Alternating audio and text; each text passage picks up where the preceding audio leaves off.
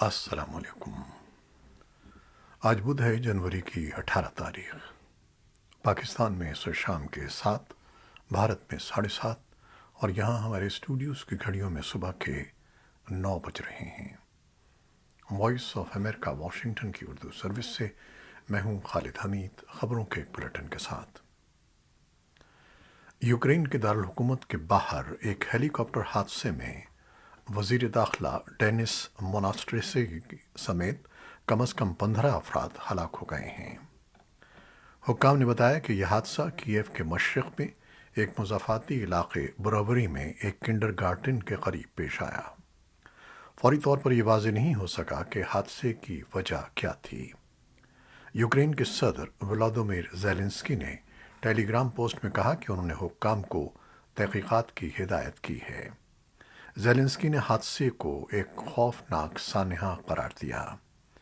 Zelensky نے اپنی post میں کہا کہ کم از کم 15 افراد ہلاک ہوئے ہیں، تاہم ہلاکتوں کی صحیح تعداد کا تعین ابھی کیا جا رہا ہے۔ ان کا کہنا تھا کہ اس وقت ہلاک ہونے والوں میں کم از کم 3 بچے بھی شامل ہیں۔ پاکستان کی فوج نے دعویٰ کیا ہے کہ بلوچستان میں سرحد کے قریب ایرانی سرزمین سے کیے گئے دہشت گرد حملے میں اس کے 4 اہلکار موت کا شکار ہو گئے ہیں۔ بدھ کو افواج پاکستان کے ترجمان ادارے ISPR کی جانب سے جاری کیے گئے بیان میں کہا گیا کہ سیکیورٹی فورسز کے قافلے پر اس وقت حملہ کیا گیا جب وہ سرحد پر معمول کی پیٹرولنگ کر رہا تھا۔ حکام کے مطابق یہ واقعہ بلوچستان کے ضلع پنجگور کے چکاپ سینٹر میں پیش آیا۔ ISPR نے دعویٰ کیا ہے کہ دہشت گردوں نے ایران کی سرزمین سے فوجی قافلے کو ٹارگٹ کیا۔ بیان میں ایرانی حکام سے دہشت گردوں کے خلاف فوری کارروائی کا مطالبہ کیا گیا ہے۔ ایرانی حکام کی جانب سے اس حوالے سے تاحال کوئی بیان جاری نہیں کیا گیا۔ اقوام متحدہ کے بچوں کے بہبود کے ادارے یونیسیف نے خبردار کیا ہے کہ پاکستان میں سیلاب سے متاثرہ اضلاع میں آلودہ اور ٹھہرے ہوئے پانی کے قریب رہنے والے تقریباً 40 لاکھ بچے زندگی کی بقا کی جنگ لڑ رہے ہیں۔ یونیسیف کی ایک تازہ رپورٹ کے مطابق 16 لاکھ بچے پہلے ہی سے شدید غذائی قلت کے شکار تھے، جبکہ گزشتہ برس کے تباہ کن سیلاب سے پہلے ہی 60 لاکھ بچے کم نشو و نما کا شکار چلے آ رہے تھے۔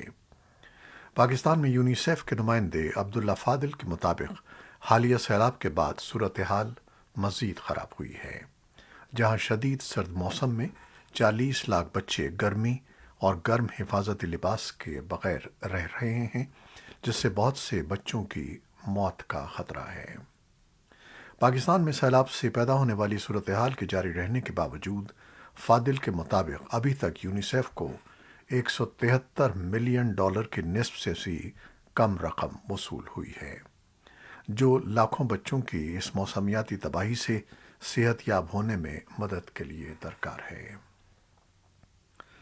پنجاب کے بعد پاکستان کے صوبہ خیبر پختونخوا کی صوبائی اسمبلی بھی تحلیل کر دی گئی ہے۔ گورنر سیکریٹریٹ سے جاری کردہ اعلامیے کے مطابق گورنر نے بدھ کے صبح وزیر اعلیٰ کی جانب سے بھجوائے گئے مراسلے پر دستخط کر کے اسمبلی کی تحلیل کا باقاعدہ اعلان کر دیا اور سبکدوش ہونے والے وزیر اعلیٰ کو نئے نگراں وزیر اعلیٰ کی تقرری تک عہدے پر رہنے کی ہدایت کی ہے۔ اسمبلی کی تحلیل سے خیبر پختونخوا پر پاکستان تحریک انصاف کی حکومت کی 9.5 سالہ حکمرانی ختم ہو گئی ہے۔ اسمبلی کی تحلیل کے بعد متوقع ضمنی یا نئے انتخابات میں پاکستان تحریک انصاف کے لیے سن 2018 کے عام نتائج کے مطابق قومی اور صوبائی اسمبلیوں کی نشستیں حاصل کرنا ایک بڑے معرکے کو سر کرنے سے کم نہیں ہوگا، مگر تجزیہ کاروں کا موقف ہے کہ وفاقی مخلوط حکومت کے پچھلے 9 مہینوں کی ناقص کارکردگی سے پاکستان تحریک انصاف کو فائدہ پہنچ سکتا ہے۔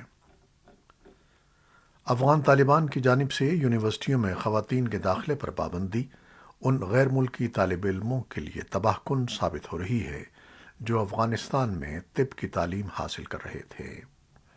افغان یونیورسٹیوں میں 105 طالبات کا تعلق افغانستان کی سرحد سے متصل پاکستان کے مغربی صوبہ خیبر پختونخوا سے ہے اور انہوں نے پاکستان کے دارالحکومت اسلام آباد میں گزشتہ ہفتے ایک احتجاجی مظاہرہ کیا جس میں بین الاقوامی سطح پر مدد کی اپیل کی گئی تھی۔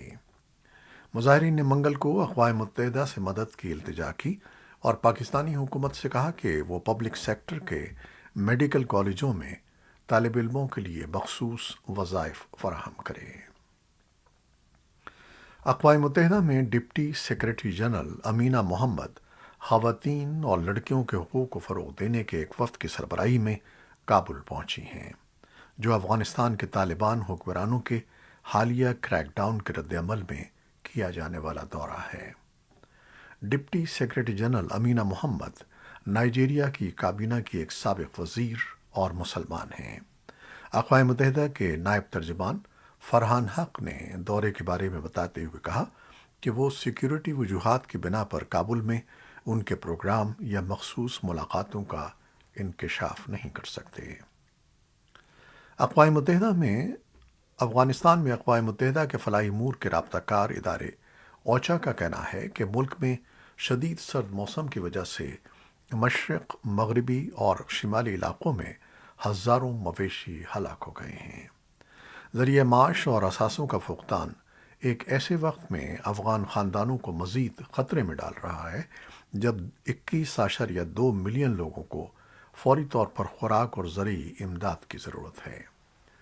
طالبان کی آفات سے نمٹنے کی وزارت کے مطابق افغانستان کے کئی صوبوں میں رواں ہفتے سردی کے باعث بچوں سمیت 16 سے زائد افراد ہلاک ہو گئے تھے۔ امریکی وزیر خزانہ جینٹ ییلن اور چینی نائب وزیر اعظم لیو ہی نے دونوں اقتصادی سپر پاورز کے درمیان رابطے کی لائنوں کو کھلا رکھنے کا عہد کیا ہے۔ سوئٹزرلینڈ کے شہر زیورچ میں بدھ کے روز ان کی ملاقات ہوئی۔ ییلن نے اپنے سربراہی اجلاس کے آغاز پر صحافیوں سے باتیں کرتے ہوئے کہا کہ ایسے میں جب واشنگٹن اور بیجنگ میں مختلف شعبوں میں اختلافات ہیں، دونوں ممالک کی ذمہ داری ہے کہ وہ اپنے اختلافات کو طے کریں اور مسابقت کو تنازعات میں تبدیل ہونے سے روکیں۔ لیو نے کہا کہ چین امریکہ کے ساتھ بات چیت اور تبادلے کو برقرار رکھنے اور مشترکہ بنیاد تلاش کرنے کے لیے تیار ہے۔ بدھ کو زیورچ میں ہونے والی اعلیٰ سطحی میٹنگ امریکی صدر جو بائیڈن اور چینی صدر شی جن پنگ کے درمیان اس معاہدے کا نتیجہ ہے جو نومبر میں بالی میں G20 سربراہی اجلاس میں دنیا کی دو اعلیٰ معیشتوں کے درمیان تعلقات کو بہتر بنانے کے لیے طے پایا تھا۔ واشنگٹن اور بیجنگ کے درمیان تعلقات تجارت، انسانی حقوق اور تائیوان پر چین کے بڑھتے ہوئے دباؤ سمیت کئی معاملات پر حالیہ برسوں میں تیزی سے کشیدگی کا شکار ہوئے ہیں۔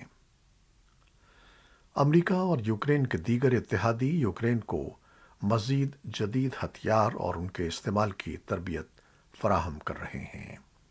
امکان ہے کہ جمعے کو مزید امداد کا اعلان کیا جائے گا کیونکہ جرمنی میں رامسٹائن ایئر بیس پر امریکہ کی قیادت میں یوکرین کے دفاعی رابطہ گروپ کا تازہ ترین اجلاس طلب کیا گیا ہے۔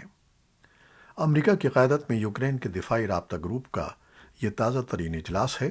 امریکی وزیر دفاع لائیڈ آسٹن جرمنی میں ہونے والے ان مذاکرات کی قیادت کریں گے جن میں درجنوں وزرائے دفاع، نیٹو کے سیکرٹری جنرل یانس اسٹالٹنبرگ اور یوکرین کے وزیر دفاع اولیکسی ریزنکوف شرکت کریں گے۔ لائیڈ آسٹن جمعرات کو جرمن وزیر دفاع بورس پیسٹوریس سے ملاقات کے لیے برلن میں ہوں گے۔ جرمنی یوکرینی افواج کے لیے اپنے لیپرڈ 2 جنگی ٹینکوں کی منظوری دینے پر غور کر رہا ہے۔ امریکی فوج کے جنرل مارک ملی اور ان کے یوکرینی ہم منصب جنرل ویلری زولوزنی نے اپنی پہلی براہ راست بات چیت کے لیے جنوب مشرقی پولینڈ کے ایک فوجی اڈے پر ملاقات کی۔ ملی کے ترجمان فوج کے کرنل ڈیوڈ بٹلر نے ملی کے ساتھ سفر کرنے والے 2 صحافیوں کو بتایا کہ یوکرین کے فوجی رہنما نے ذاتی طور پر ملنا ضروری سمجھا۔ ملی نے پیر کے روز وہاں تقریباً 2 گھنٹے کے دورے کے دوران 600 یوکرینی فوجیوں کے لیے ہتھیاروں کی تربیت کا جائزہ لیا، جس سے امریکہ کو امید ہے کہ وہ یوکرین کے فوجیوں کو جارحانہ کارروائی شروع کرنے یا روسی حملوں میں اضافے کا مقابلہ کرنے کے لیے بہتر طریقے سے تیار کرے گا۔ صدر بائیڈن نے منگل کے روز وائٹ ہاؤس میں نیدرلینڈز کے وزیر اعظم مارک روتھا کی میزبانی کی اور زور دے کر کہا کہ نیدرلینڈز چپ سازی کی ٹیکنالوجی کی برآمد سے متعلق چین پر نئی امریکی پابندیوں کی حمایت کرے۔ یہ بیجنگ کے خلاف واشنگٹن کی مسابقت کی حکمت عملی کا ایک اہم حصہ ہے۔ روتا نے بائیڈن سے اپنی ملاقات سے قبل سیمی کنڈکٹرز کے مسئلے کا ذکر نہیں کیا اور اس کے بجائے وہ یوکرین پر روسی حملے پر مرکوز رہے، جہاں نیٹو اتحادی کیف کی مدد کے لیے مل کر کام کرتے رہے ہیں۔ امریکہ اور برطانیہ نے منگل کو کہا کہ وہ ایران کو اپنے عوام کے حقوق کے خلاف ورزی کرنے کا ذمہ دار ٹھہرائیں گے۔ اس کے ساتھ ساتھ ایران کی جانب سے ایک برطانوی ایرانی شہری کو پھانسی دینے کی مذمت کا اعادہ بھی کیا گیا۔ برطانوی وزیر خارجہ جیمز کلیورلی نے منگل کے روز واشنگٹن میں بلنکن سے ملاقات کی تھی۔ ان کا کہنا ہے کہ برطانیہ نے اکبری کی پھانسی میں ملوث افراد پر پابندیاں عائد کر دی ہیں۔ ان میں ایران کے پروسیکیوٹر جنرل اور مظاہرین کے خلاف کریک ڈاؤن میں ملوث ایران کی اخلاقی پولیس اور عدلیہ کے ارکان شامل ہیں۔ امریکی وزیر خارجہ اینٹنی بلنکن نے صحافیوں کو بتایا کہ علی رضا اکبری کی پھانسی ایرانی حکومت کی طرف سے بدسلوکی کے واقعات کی عکاس ہے۔ ہیومن رائٹس واچ یا HRW نے منگل کو کہا کہ بنگلہ دیش کی ایک ایلیٹ پولیس یونٹ روہنگیا پناہ گزینوں سے زبردستی بھتہ خوری، انہیں ہراساں کرنے اور غلط گرفتاریوں میں مصروف ہے۔ آرمڈ پولیس بٹالین کیمپوں میں کام کرتی ہے جہاں بے وطن اقلیت کے تقریباً 10 لاکھ ارکان رہائش پذیر ہیں۔ ان میں سے بیشتر فوجی کریک ڈاؤن کے بعد ہمسایہ ملک میانمار سے فرار ہو گئے تھے۔ یہ معاملہ اب اقوام متحدہ کی جانب سے نسل کشی کی تحقیقات کا موضوع ہے۔ جنوبی فرانس میں واقع ایک نرسنگ ہوم کے ترجمان نے بدھ کو بتایا کہ ایک فرانسیسی راہبہ اپنی 119ویں سالگرہ سے چند ہفتے قبل انتقال کر گئیں۔ ان کے بارے میں خیال ہے کہ وہ دنیا کی معمر ترین شخصیت تھیں۔ لوسیل رینڈن کو سسٹر آندرے کے نام سے جانا جاتا تھا۔ وہ 11 فروری 1904 کو جنوبی فرانس کے شہر ایلس میں پیدا ہوئیں۔ وہ کووڈ سے بچ جانے والے دنیا کے معمر ترین افراد میں سے ایک تھیں۔ یہ تھیں وہ خبریں جو فیس بک لائیو پر ہم نے آپ کے لیے پیش کی۔ ہماری ویب سائٹ، یوٹیوب اور پوڈ کاسٹ پر یہ بلیٹن آپ کے لیے پوسٹ کر دیا جاتا ہے۔ آپ ہمارے بلیٹن کو شیئر کرتے ہیں اور اپنے کمنٹس میں اپنی محبتوں اور دعاؤں کا اظہار کرتے ہیں، جس کے لیے ہم آپ کے بے انتہا ممنون ہیں۔ اپنی ان محبتوں کو جاری رکھیے گا۔ نیوز ایڈیٹر بہجت جیلانی کے ساتھ خالد حمید کو اب اجازت دیجیے گا۔ اللہ حافظ۔